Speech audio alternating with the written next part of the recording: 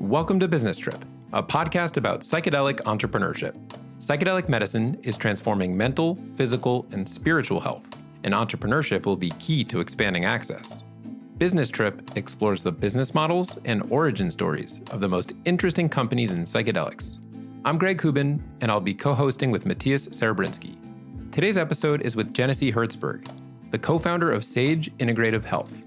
Sage is a holistic mental health clinic based in Berkeley, California, that offers a range of services including ketamine therapy, psychotherapy, somatic therapy, acupuncture, and other modalities. Genesee is both a psychologist at Sage as well as an owner. The fact that Genesee wears both of these hats makes for a really broad and nuanced conversation. And fun fact, she's also a therapist for the MDMA therapy for PTSD trials sponsored by MAPS. In the first half of the episode, we talk about ketamine-assisted therapy and the healing journey. This includes Genesee's protocol, the difference between high-dose and low-dose ketamine experiences, how trauma lives in the body, and how to work with that trauma. In the second half, we transition into the business stuff and chat about how Genesee actually runs Sage Integrative Health. After bootstrapping it and raising no outside funding to date, Genesee shares about what it takes to get a for-profit clinic off the ground. We also get the chance to talk to Genesee about the nonprofit she created, Sage Institute, where she uses a sliding scale payment structure to increase access to Sage's services. Like Sage Integrative Health, you could say today's episode is truly an integrative experience. We get to see what it's like to build a psychedelic clinic from the perspective of someone who is a healer, community leader, and entrepreneur. And now, to the episode.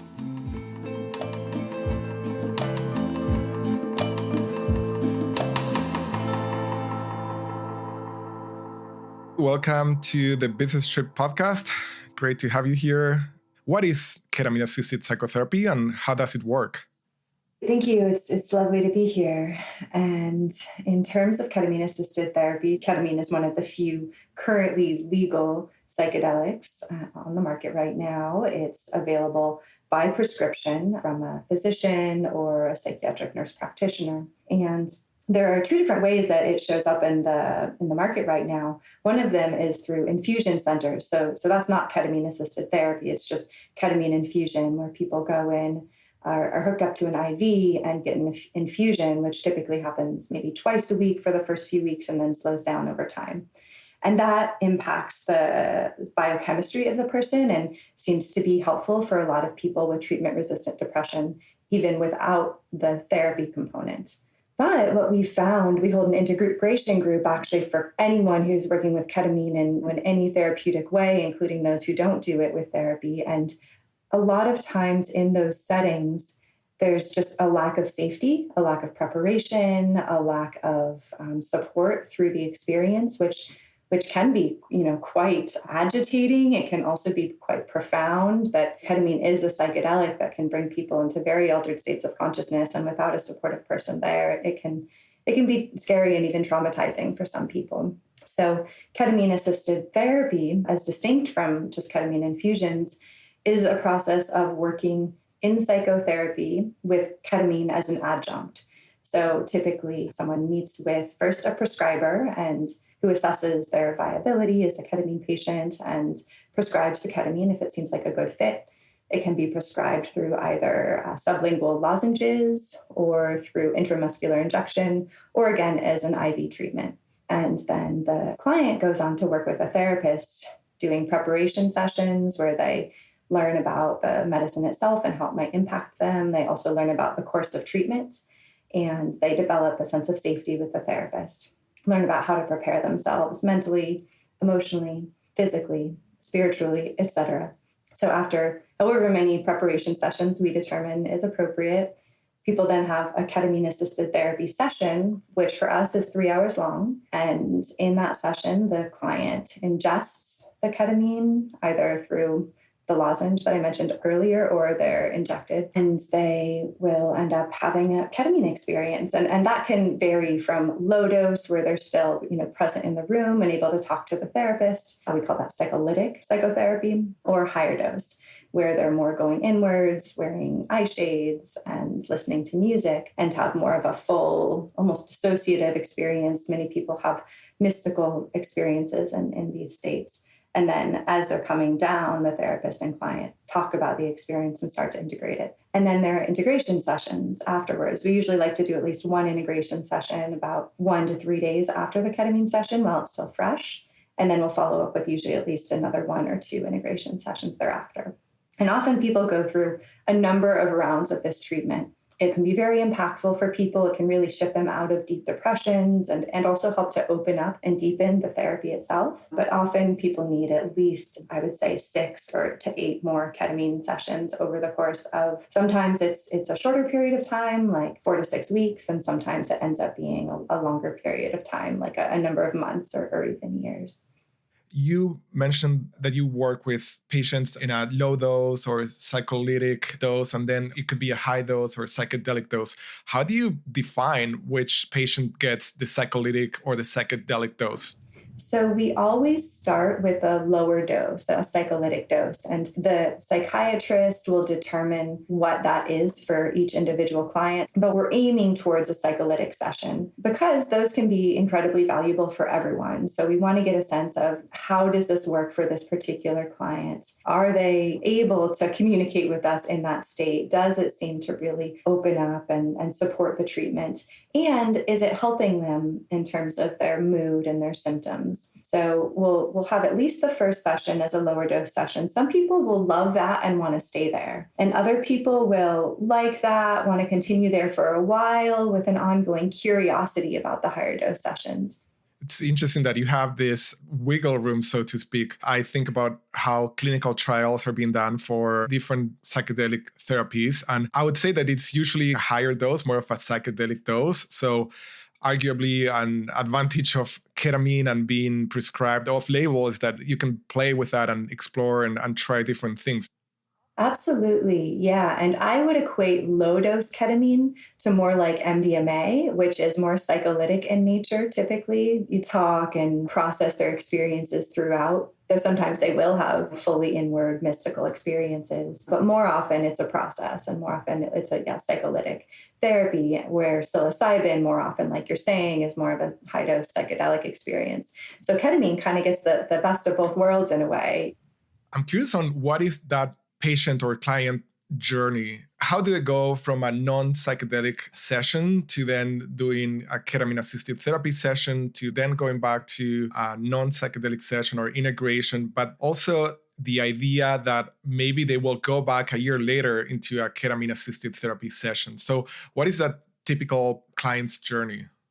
Yeah. So I'm going to sort of separate these into sort of 2 different types of clients. Some of them come in knowing that they want to do ketamine-assisted therapy, and we are working towards that from the beginning, and they do more frequent ketamine sessions throughout. Other clients are coming in, either they're just coming in for regular therapy, and this is something that might come up as we talk about what they're struggling with. I might think, oh, ketamine might be a useful treatment for you.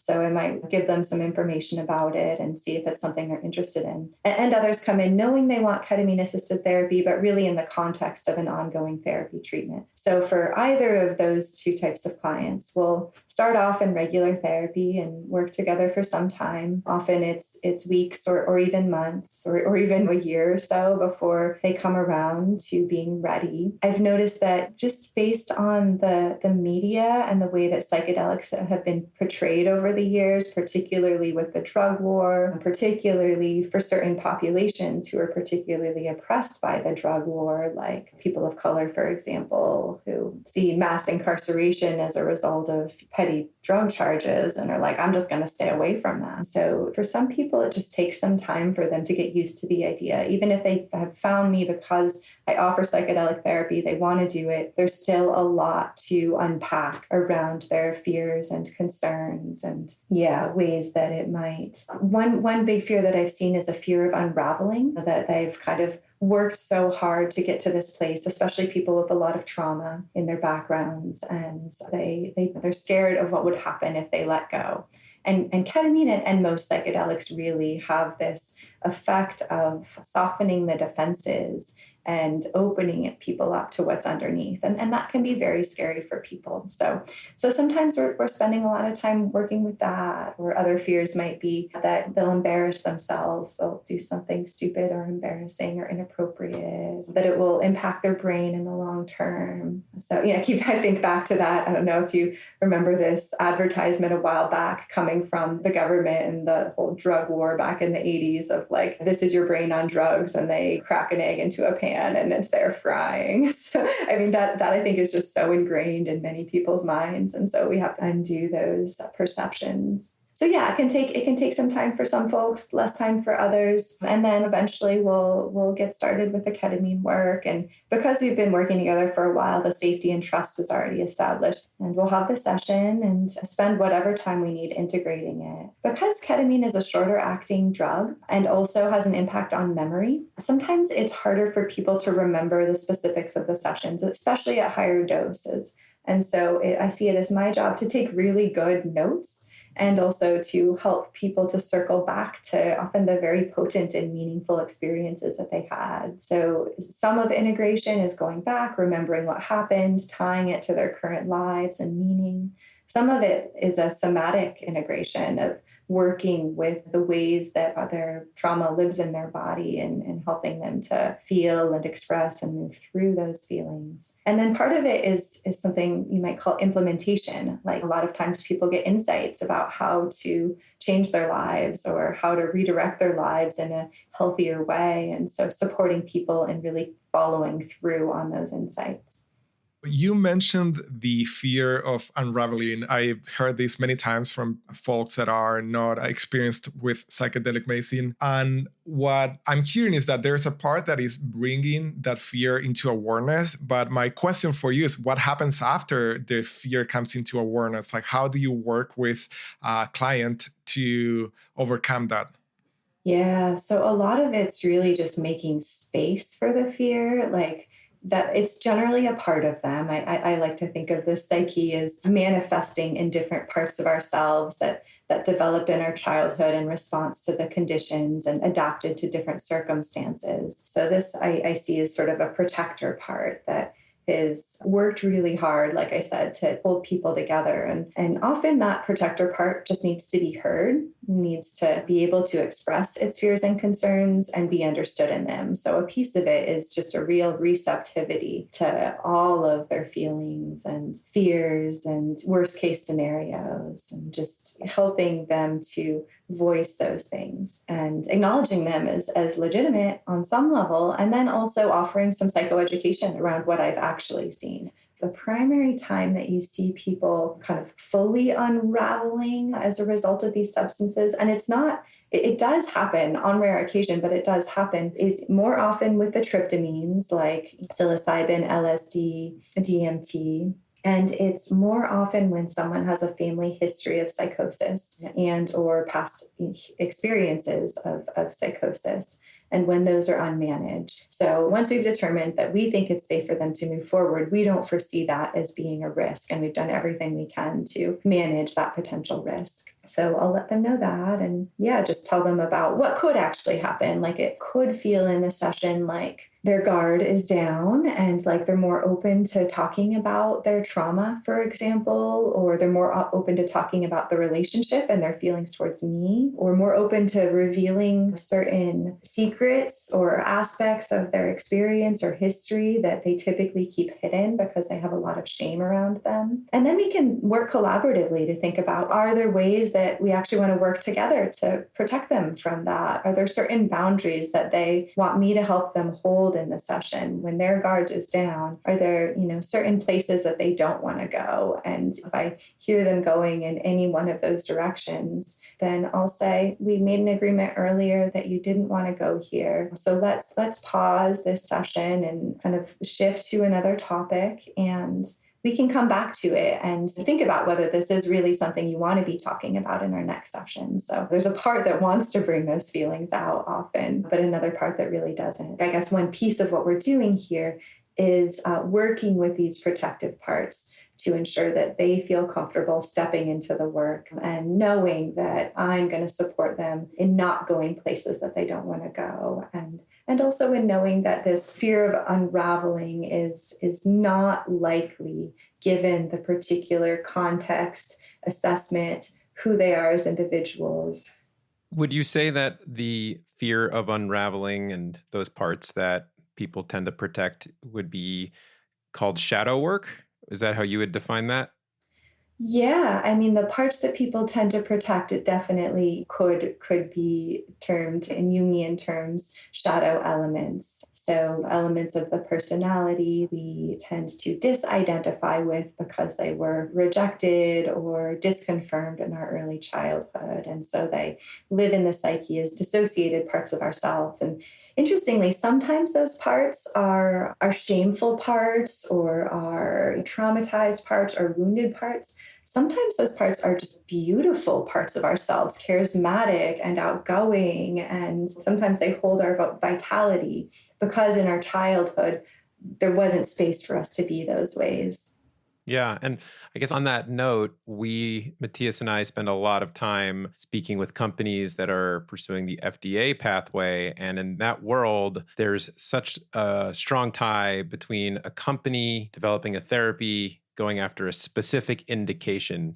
And that indication is in the DSM manual. It could be major depressive disorder, generalized anxiety disorder. And then I look on the other side of the spectrum, kind of to what we're talking about here, about this idea that all humans have shadows and parts of ourselves that may have experienced trauma. And I'm kind of trying to reconcile like the different approaches between a company that's going after a specific indication versus the way you're speaking about it, where it's like, this is the human condition. And like, I'm wondering, when you speak to a patient, are you diagnosing them with the specific indications, or do you kind of look at them as an individual who is looking to heal parts of themselves like any human? I really appreciate this question. It speaks to, in my mind, a real, I think, split in our culture, where on the one hand, we have the FDA approval system, we have the DSM diagnostic manual, and we have a certain tradition within psychology and psychiatry that are very symptoms focused, diagnoses focused, and often looking to very specific short-term treatments, including medications and also certain quote unquote evidence-based treatments to cure a disease, which really often looks like just alleviating symptoms. And then we have many, many people in psychotherapy, ranging from psychiatrists to psychologists to marriage and family therapists, social workers, who see human suffering in a very different way, see it as a spectrum and something that we all experience in one way or another. I think about it as mental health privilege, actually, that some people are born into families where they're better adjusted, they're more psychologically healthy, they have more often resources. And so there's less intergenerational trauma, less of a history of trauma. And for those people, they may have less acute symptoms and less kind of diagnosable symptoms or illnesses. And then there are those who were born into situations that just had incredible amounts of trauma and violence and neglect and abuse and structural oppression and racism. And coming out of an environment like that, it's inevitable that you're going to experience significant symptoms of a wide range of qualities. So there is that kind of mental health exists on a spectrum. And for all of us, I actually think about this as relational trauma. Most of us had some things happen in our early relationships with our parents that left certain parts of ourselves feeling unseen or rejected or dismissed. And those parts go into the shadow realms. And so there is this process of working to integrate the wholeness of our person and our personality that I think is important growth work for anyone, no matter where you exist on the spectrum. Mm-hmm. So just to add that in my work, as a psychologist, I have to hold both. In order to do this work with ketamine, it's a Schedule 3 controlled substance, and we do need to be able to justify our use of it to the FDA or anyone who were to audit our files. And so we find a DSM diagnosis that is most appropriate to the particular individual. And most people who are coming in suffering have something that fits within the DSM. And so whether it's generalized anxiety or depression or something of the sort. So we do have to rely on these kind of more structural ways of doing things, even if that's not where our underlying understanding of this work lies. And I think that's what's happening in the clinical trials as well. I think that they are really needing to cross their T's, dot their I's, and do this in a way that's going to be generally acceptable by the FDA, by the DEA, by the Board of Psychology, Board of Psychiatry. And it's also just how drug development works is you develop a treatment for a specific indication. And so in these cases, they're taking MDMA, for example, and saying which indication is this going to be most effective for? And we, for the most part, agree within the community that PTSD is a really good fit for that, where psilocybin might be a really good fit for end-of-life anxiety. So it makes sense that that's how the studies are happening right now. And once we move into legalization and commercialization, and the availability of using the MDMA and psilocybin in our practices, we'll be able to start using them off-label for a number of different indications. The other component of these medicines moving from kind of FDA clinical trials to commercialization is the opportunity to integrate them with other treatments. Could be body work or EMDR. And that is one of the things that Sage has, right? And so I'm curious on how you think about the integration of different therapies with ketamine-assisted therapy.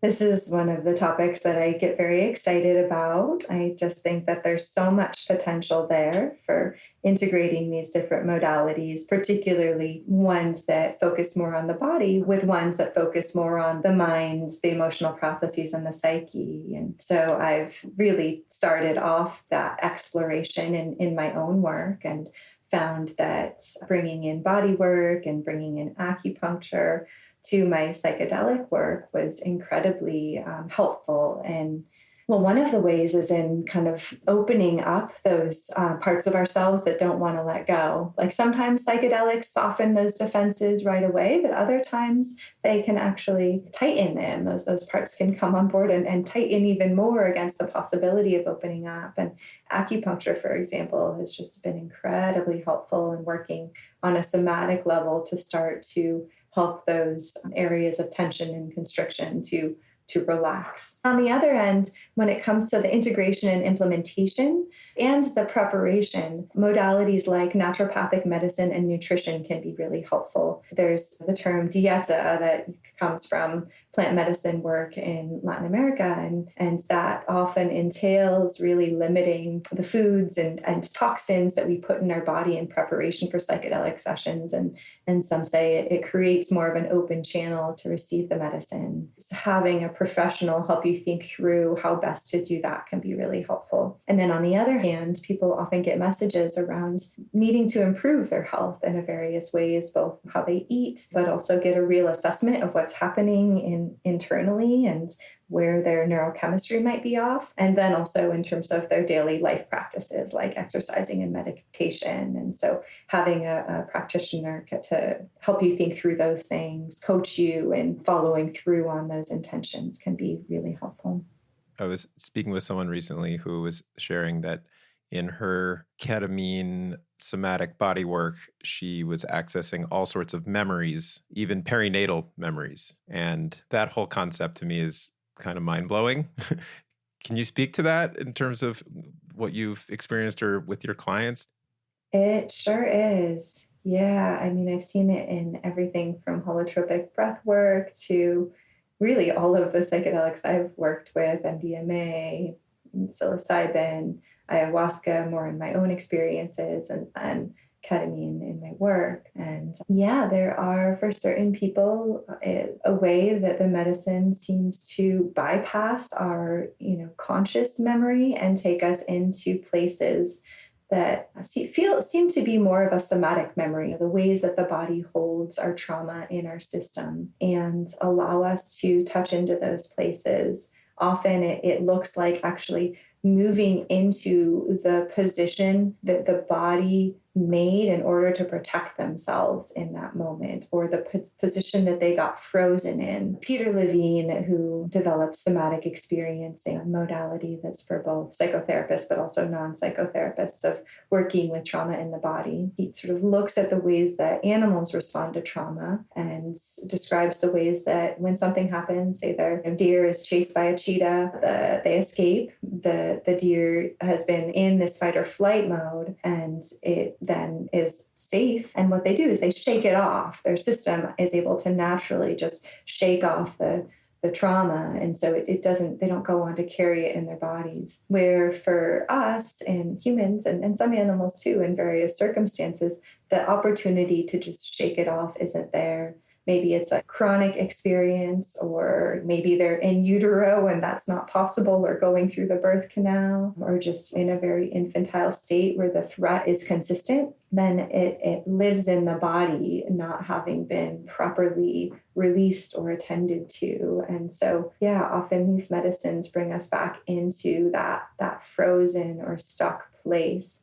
And it's almost like the way I've experienced it is bringing oxygen into each one of those frozen cells, and almost like touching them with love and safety, and allowing them to slowly take that in and to slowly release themselves. And the release can look anything from a really subtle process of like slow unfurling to a more dramatic process of shaking or sobbing or screaming or pushing. I had one experience where this was actually in a holotropic breath workshop, and this was myself as the experience. And I was taken back to an experience that felt like a combination of a prenatal trauma with a past life trauma. I mean, I have no idea about the past life piece, but I was actually envisioning myself on almost like a cross with my hands tied down, being persecuted. And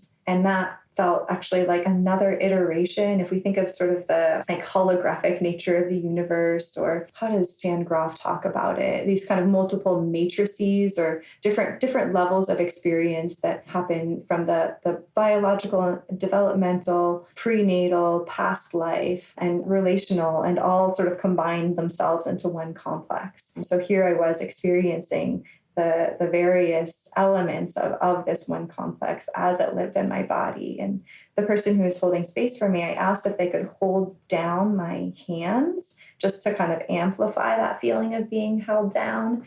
And I breathed into that for a while. And then eventually I built up the courage to break myself free from it, and came out making this giant roar like a lion, just full on, like broke out and regained my power. And it was incredibly empowering and incredibly relieving and healing at levels that I'm not sure I will ever fully understand.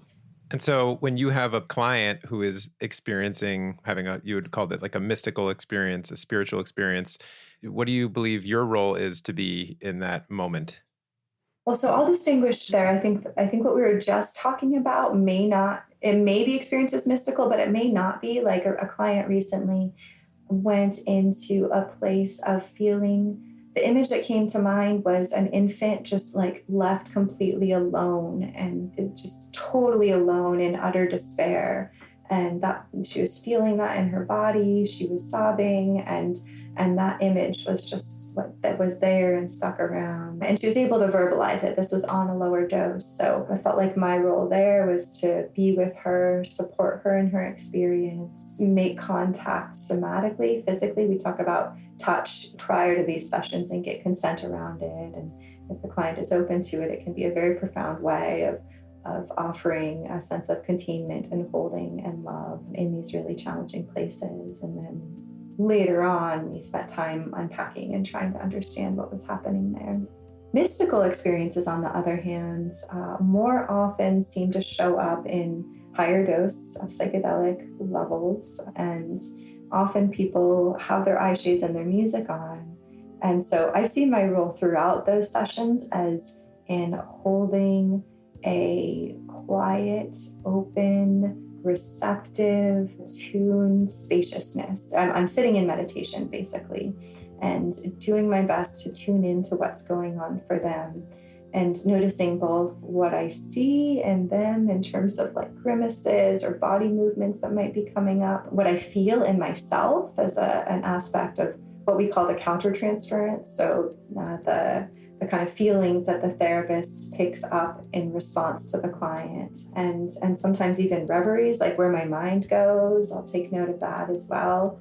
And some people talk about the field. So it's kind of the energetic field between therapist and client. And that's a more esoteric term. Not everyone believes in that, but I found it to be a very interesting place to explore and stay open to. And I'll just take note on all of those things and really try to, hold a loving space for wherever they are. And I often don't know exactly. And then they'll come back afterwards and tell me about it. You mentioned that you are in a meditative state, and I'm increasingly finding a deep relation between meditation and psychedelics, either because of the ability to stay present with what's happening from the experiencer, but also you're now talking from the practitioner perspective as well. So how do you connect these two different modalities, so to speak? Well, one of the physiological interconnections between the two is that they both tend to decrease activity in what's called the default mode network of the brain. So that's the part of the brain that has a tendency, or it's actually a connection between different parts of the brain that people have related to the ego. So the part of us that is aware of ourselves, is aware of how we show up in the world, reviews past interactions, thinks about future interactions, and is just generally kind of this self-reflective part. And it can be kind of ruminative, like it's important in order for us to get along in the world and interact with others. And also it can really take us out of the present moment. So both psychedelics and meditation practice tends to decrease activity in that network. And so it's almost like the ego gets put aside a little bit, and we're able to be more just present with whatever is right there. And what I found is that having a consistent meditation practice helps to open up the potential for psychedelic experiences to be deeper, more profound, for us to that kind of ego to let go a little bit more and enter into the more unconscious realms or areas of our experience that are harder to typically access. And then it can also be incredibly helpful for integration work, where having a preparation and integration work. In the preparation work, beyond just starting to center the mind, finding a quiet space within ourselves, it also opens up a space for the emotions or experiences that are likely to come up in the psychedelic session to start to surface. Absolutely. And I was realizing that when you were talking about by staying present, you can also capture the energy of the room. It's interesting to think that in indigenous communities, the shaman or medicine woman or medicine man would actually also ingest the medicine, right? And so I feel like that was the way that they would also connect with what was happening for the experiencer. But it's interesting to think in our culture, that's a big no-no, right? And so how you think about that? Do you foresee a future where that changes, or how can practitioners go around that? Yeah, I see the huge value and benefit in that. I think it's one thing that we're lacking in this new phase of psychedelic treatment and of the psychedelic movement. And that was a part of indigenous communities for centuries. And then it also was a part of the underground world and the just psychedelic psychotherapy world prior to criminalization. So I see the complexities of it as well. When we talk about it, it shows up also when we talk about even just therapists in training getting to have experiences of the medicine, which I think is vital. And I really think you need to know the medicines that you're working with. But it also shows up in this question of being in the room with the client and the extent to which you can drop into their experiences. I think through deep meditation practice, you can get really close to that. And many people say that at a certain point, the psychedelics have really pointed me in the direction I need to go. And I don't really need that so much anymore. I find that my kind of spiritual practice gets me to the same place or to somewhere very similar. So on some level, it may be that spiritual practice alone can really help us to tap into those states of consciousness and meet our clients. On the other hand, in the rare experiences where I've been able to explore that, it's been in community settings. A lot of my kind of experiential training, you could call it, and also the support for my work. That's where I get my consultation. It's where I get a lot of my learning around this work has been in communities of colleagues and practitioners who in those contexts got into experience being on the medicine while also supporting others on the medicine. And wow, like I would say on a number of occasions, I've just become by far the best healer that I've ever been. So I think there's a ton of potential there. I hope that I'm not sure, but I really hope that our systems become open to that over the years as these medicines become more widely accepted, because I think there's a ton of potential. Greg, let's talk business. I'm curious about what it takes to open and operate an independent clinic that works with ketamine. So things like the personnel, the initial investment, the startup process, so to speak. Can you shed some light in terms of what it took to get Sage off the ground? Yeah, and I'll actually start with Sage Integrative Health, and I'll give you a little distinction between the two.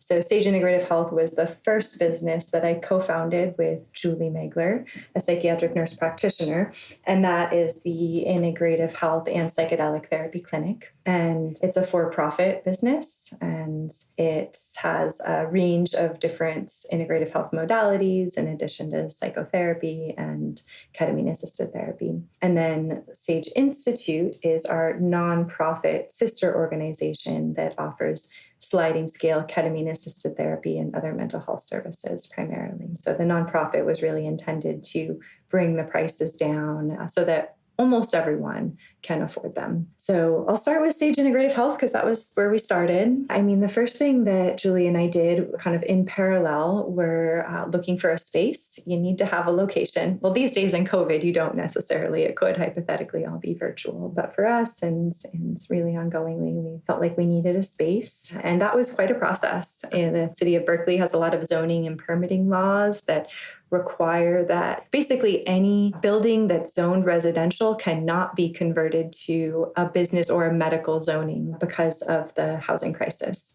So there are very select buildings that have medical permitting at this point or zoning at this point. So we had not that many options to choose from. And then ultimately we ended up finding a space that was for sale after looking at many, many rentals and not finding the right fit. We found an old abandoned medical office it was converted from a house originally and really sweet little neighborhood. And it was just what we were looking for. We really wanted our clinic to have a homey, comfortable feel. But it had been abandoned for 20 years. It was built in the 50s and needed a total renovation. So we gutted it and did a complete design and renovation and built it out. And that took, probably about a year for that full process. Getting permits alone can take months. So then, that we did alongside of starting to build a team. And so we just reached out and started to collect different practitioners of different modalities and started an ongoing consultation group to both imagine into what we wanted the clinic to be and also to start to feel into what a multidisciplinary, integrative consultation and team collaboration might look like. So that was kind of a fun project that we got to do on top of these other kind of more logistical pieces. So then there are things like legal and entity formation, so determining what type of corporate structure you want to be, and nonprofit or for-profit. Also thinking about, we were really interested in alternative governance and finance models. Purpose economy is a really good place to go to learn more about that, but just ways that we're not stepping into some of the traditional capital models that end up, I think, can potentially have a harmful effect on the company as a whole, pushing it towards profit over mission. And we wanted to go a different route. We wanted to move towards more of a transformational business model. There's also developing a board and obtaining liability insurance, which can be a tricky thing just in terms of offering this very novel modality that a lot of insurance companies don't understand or know how to wrap their heads around. And also for our integrative health clinic, finding a company that was willing to insure everything from a massage therapist to an acupuncturist to a ketamine-assisted therapist. You mentioned a lot of logistical and operational things that need to happen to open and operate an independent clinic. What's been the hardest things to get done? Well, all of the things I mentioned so far were like tedious and annoying and burdensome, but not necessarily hard. So those, if I had gone back, I would have hired an operations manager from the get-go. We bootstrapped it. We didn't. Let's see, I guess we got one $50,000 private business loan. And besides that, we were pretty much just like investing our own money and really trying to keep our expenses to a minimum. But going back, I think I would have sought out other sources of financing and hired someone who's really loves doing ops work. So that was challenging. There's also the building of the business, developing a fee structure and compensation structure, and thinking about accessibility, figuring out how to cover your overhead. And that is something that I did on my own. So I guess that they don't teach you that at CIIS. No, they actually teach you very little about even just starting a private practice. And I was able to find the resources I needed to start a thriving private practice. So prior to opening this group practice, I was doing great with all these things. And so I was like, oh, I'm sure a group practice is just doing more of the same. It'll be fine. And that was a very naive assumption.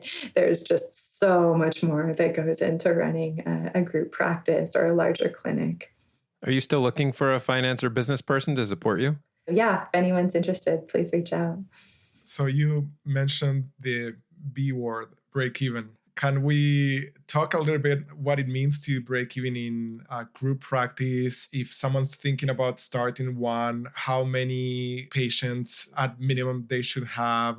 So I'll tell you the story of how this worked for us, because I don't consider myself an expert in this area. We brought on a number of practitioners, like I said, without any major financing, and so no marketing. So we were really just relying on our networks. And Julie and I both had substantial mental health networks. And so we were able to bring in referrals that way for therapists and psychiatrists. And we did some minimal social media marketing, but didn't have any support in marketing for a while. So one of our struggles early on was filling the practices, particularly about our alternative health providers. We weren't hiring them on salary. We just were we had a fee split, and we were paying them for the amount of hours that they worked. So they knew that it may take a while to build their practices, but even so, it did take a while for some of them. We also learned during this time that many people who wanted to join our practice were most interested in our model. They loved what we were doing. They were interested in the community, and they were interested in the ketamine-assisted therapy training and support. So they wanted to plug in for those reasons, and we're excited to see some clients with us. But working for a group practice, you're going to be paying more in overhead, or you're going to be, your pay will be less because there's a greater overhead cost. And so there's also a motivation for those same practitioners to be having their own private practice on the side. Eventually, we built up a big enough team and really have just, I guess, that our name's gotten out there. So we've had a lot of referrals for psychotherapy and ketamine-assisted therapy specifically. So we've easily been able to fill all of our mental health providers' practices to the point that they're, able to work. And at that point, that was probably 2 years in, I would say, when we were finally breaking even and covering our costs. At that point, we had a little bit of extra money to be able to hire on some additional management help. Up until this point, it had just been me and Julie running the business. And like I said, we don't have all the skill sets necessary. And so we weren't running the business as well as we could. So we brought on an operations consultant and a marketing specialist. And that has been a huge, huge blessing. We still are working to get to the place where we can pay Julie and I for our management time. So we see clients and get paid that way. But yeah, we're still kind of thinking through our business model, thinking through our compensation model, thinking through the areas of kind of the target populations that we want to serve to figure out how to get to a place of, ultimate profitability and getting to, pay Julie and I for our time. We're not aiming to become a highly profitable clinic. We are interested in some level of expansion, particularly towards a retreat center, but we do want to be able to break even. We want to be able to compensate our practitioners well with potential bonuses. And we'd love to be able to develop some savings to be able to devote towards a new project. Have you been able to figure out ways for insurance to cover your ketamine therapy treatments? So yes and no. Insurance covers psychotherapy and it covers psychiatry. So our intakes done with the psychiatrists are billed as a typical psychiatric intake. And our prep and integration sessions are billed as a typical psychotherapy session. Our ketamine-assisted therapy sessions are billed as an extended therapy session. It still doesn't cover the full 3 hours, but people are at least able to get some form of reimbursement. We're not in network on any insurance panels. So if people are getting reimbursement, it's because they have a PPO rather than HMO, which allows for out-of-network reimbursement. And there's such a wide variety in terms of what that reimbursement looks like. So especially for psychotherapy. So for some people, it's maybe $45 that they're getting back a session. And for others, they may get up to $150 back a session. So it varies quite a bit.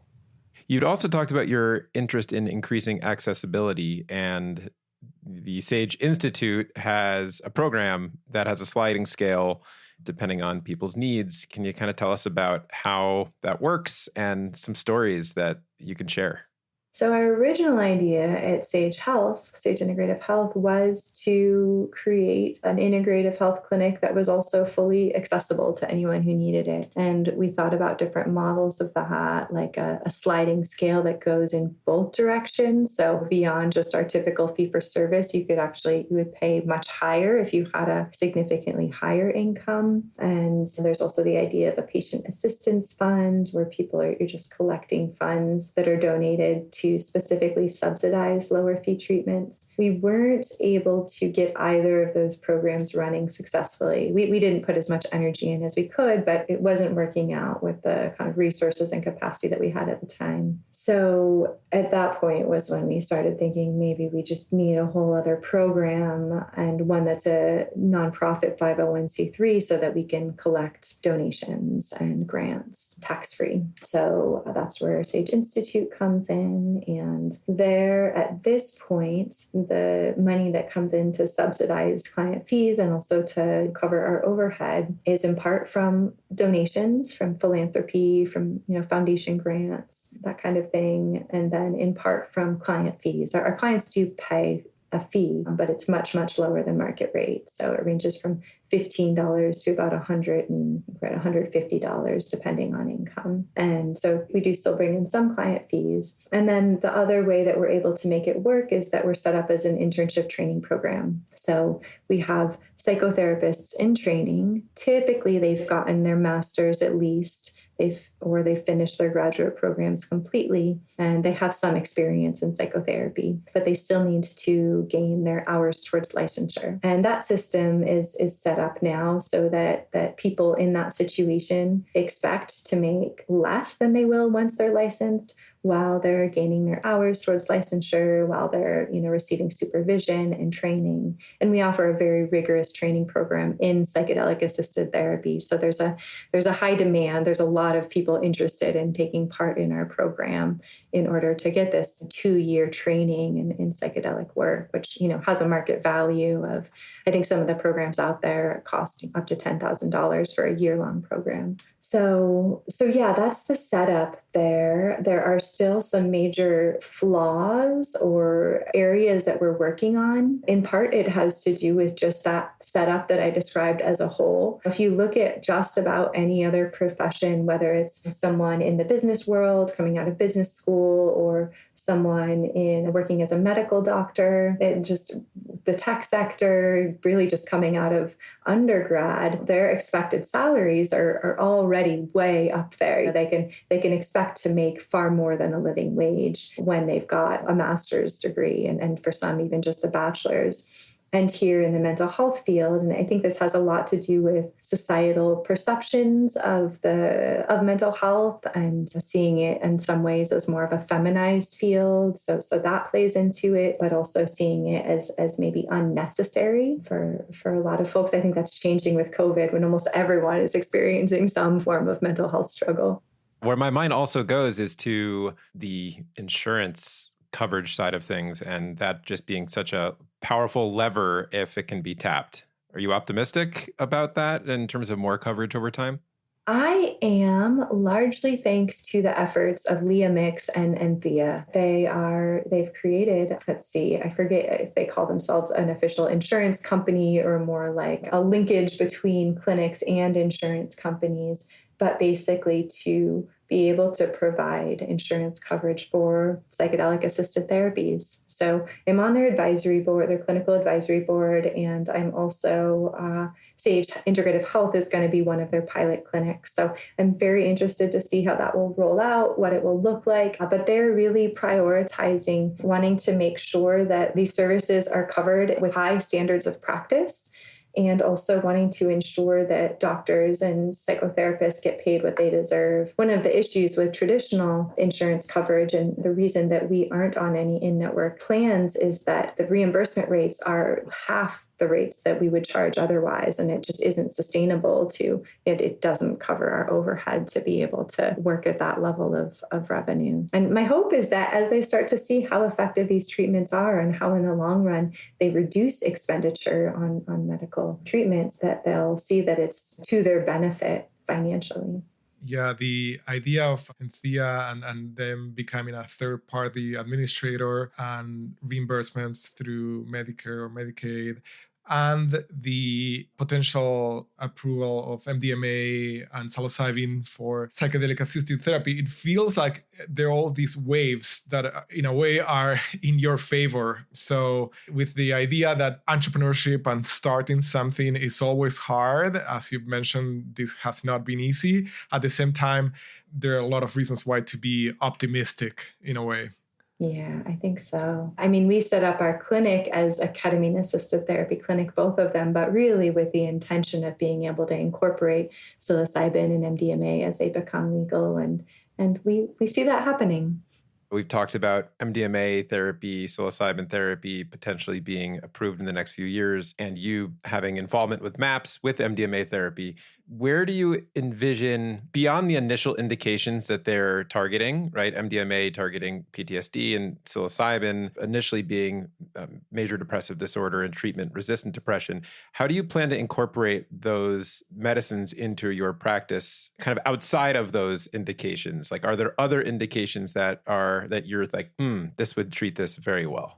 So for MDMA, I'm really excited about its capacity as a relational solve and a relational healing agent. So that can show up in both couples therapy. It's been used for decades to support couples therapy, and I've seen incredible results that way. So that's one area. And then the other is, one of my dreams that I hope to be able to move towards at some point is an MDMA-assisted group therapy to heal cultural trauma. And my hope would be is that would be for people coming from a variety of racial and cultural backgrounds, coming together, perhaps some affinity groups at first to really help people to develop safety, but also coming together and working with their differences and sharing their heart and their experiences. And from this state of expanded awareness and expanded empathy, I think that people will be able to really hear each other and take each other in a different way. I think there's a huge potential for not just individual healing, but also societal healing there. There's a lot more that MDMA can help for,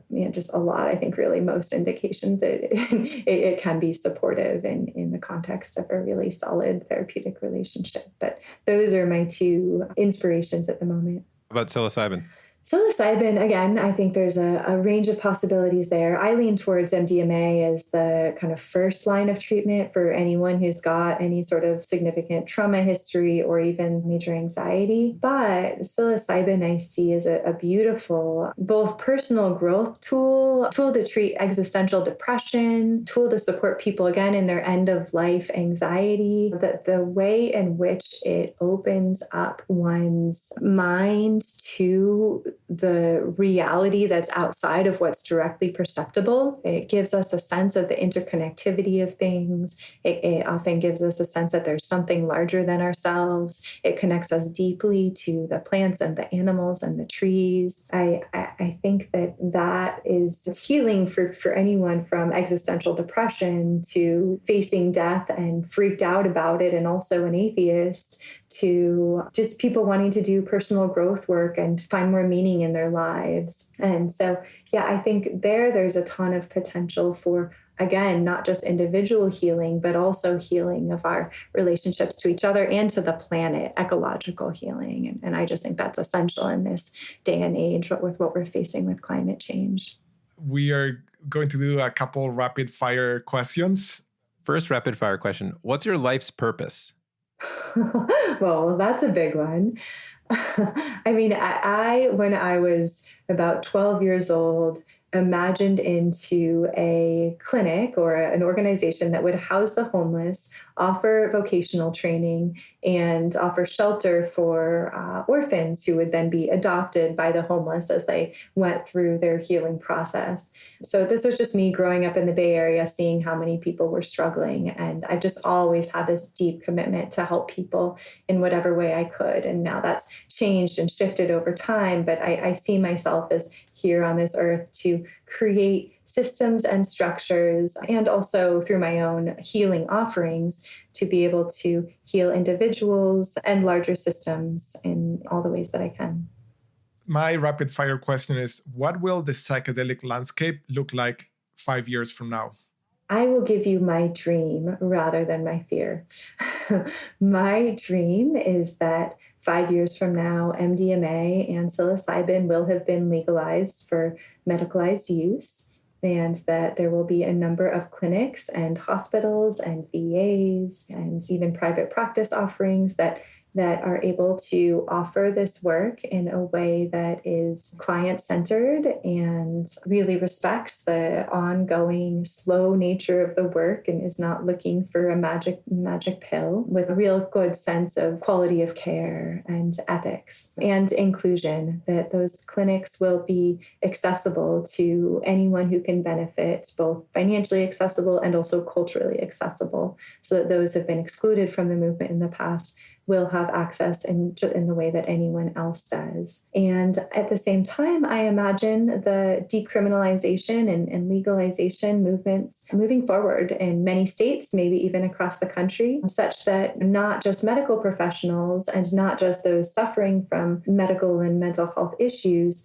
will have access to working with these medicines in other formats. Yeah, that's my hope. The kind of the plain and simple vision is that there is an integrative and accessible psychedelic clinic in every neighborhood that is available for anyone who's interested and could benefit. Wow. Beautiful. Let's make it happen. Yeah. That was Genesee Herzberg, founder of Sage Integrative Health. Yeah, I like how she talked about companion therapies, somatic work, acupuncture, body work, nutrition. It feels like patients and we all are in a healing journey, and they're providing a lot more resources than just the ketamine. there's going to have to be a fair amount of education societally and in the medical community to be able to hold space for people, many people who are reporting these types of transpersonal experiences. And so one thing I'm thinking about is, how do we bridge that gap? How do we raise awareness? How do we raise education? Maybe it's conversations like this. Yeah, I also realized that it's so multifaceted, meaning no therapist, no practitioner has exactly the same protocol. And even with the same practitioner, depending on what is happening for the patient in front of them, they change the way that they show up, they change their protocols. So there's such a difference between the way that clinical trials are being conducted and how psychedelic medicine will be practiced in the real world. One huge difference with how psychedelic medicine has been practiced for millennia is that in indigenous communities, the practitioner, the medicine person, medicine woman, medicine man, actually is taking the medicine with the person that's experiencing that. And in Western culture, that is a huge no-no. And so I wonder if at some point the culture that we are in will be able to embrace that and bring it into the existing psychedelic therapy protocols. The conversation also reminded me about how hard it can be to be both a therapist and a business owner. And the fact that being a therapist on its own is, a job, and being a business owner and running a business is a job. And how in this psychedelic space, there is really a big need for business people, as well as business tools, things like software, to help streamline that process. You could say that those things will become more important once MDMA gets approved or when Campus gets their therapies approved with psilocybin. But in the end, today, there's ketamine therapies being offered. And so those tools could be also very useful today. One thing I really liked about the episode is that it feels like a breath of fresh air when it comes to how Genesee is thinking about her approach to building a business. We have been talking to founders that are thinking about building billion-dollar companies, and it's all about scale. Whereas with Genesee, her ambitions are more about impacting potentially a smaller number of people, but having a very deep impact into those people. So it made me appreciate the work that she and every other therapist is doing in the space. Mm-hmm. I also appreciate the sliding scale payment structure that she's set up for her nonprofit, Sage Institute, and really putting a focus on increasing access to ketamine therapy. And so for any of the listeners out there, if you are interested in donating to Sage Institute, we've dropped a link in the show notes. And that's it for the episode. If you have any thoughts about this episode, feel free to send us an email. I'm greg@businesstrip.fm. Matthias is matthias@businesstrip.fm. You can tweet at us or find us on Instagram @businesstripfm. We'd love to hear from you. This is Business Trip, a podcast about psychedelic entrepreneurship. If you like this episode, you can help us by subscribing to the podcast and leaving a review. I'm your host, Greg Kubin. Business Trip is created by me and Matthias Serebrinsky. Producer and editor is Jonathan Davis. Sound design and engineering came from Zach Frank. Our theme music is by Dorian Love, and additional music credits are in the show notes. This is Business Trip. Thanks for tripping with us. We'll see you next time.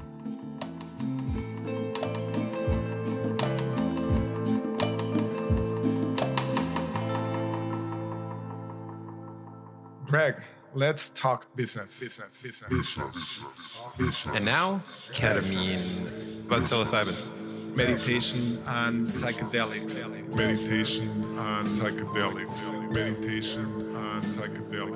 All humans have shadows. What's your life's purpose? What's your life's purpose? I'm just like blabbering. It's not actually. It's not coming out clear. I think. What's your life's purpose? Greg, let's talk business.